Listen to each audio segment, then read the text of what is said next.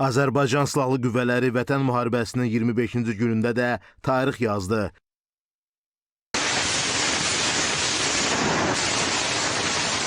Beş il əvvəl bugün Zəngilanın strateji əhəmiyyətli Mincivan qəsəbəsi, eləcə də Xurama, Xumarlı, Sarıl, Babaylı, 3-cü Ağalı, Hacallı, Qıraq Müşlan, Üdgün, İçəri Müşlan, Məlikli, Cahangirbəyli, Turabad, Baharlı kəndləri düşmən işğalından azad edildi.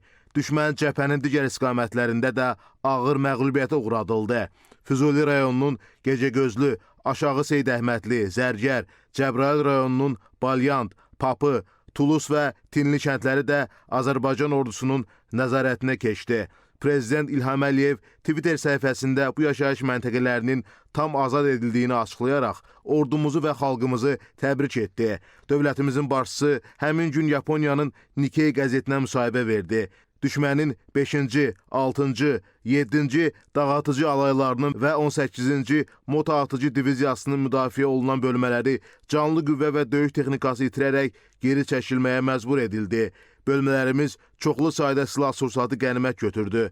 Azərbaycan hava hücumundan müdafiə bölmələri Füzuli və Tərtər istiqamətlərində Ermənistan Silahlı Qüvvələrinə məxsus 3 taktiki pilotsuz uçuş aparatını, Horadi istiqamətində isə bir pilotsuz uçuş aparatını Müdafiə Nazirliyi artilleriya bölmələrimizin gecə və gündüz atışlarının, həmçinin düşmənin döyüş meydanında atıb qaçdığı hərbi texnikaların video görüntülərini yaydı.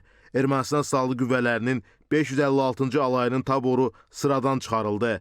Azərbaycan ordusunun zəfər yürüyüşü isə davam edirdi. Böyük qələbədən isə bizi yalnız 19 gün ayırırdı. Mənsur Həsənov, İlkin Əli, ASTV Xəbər.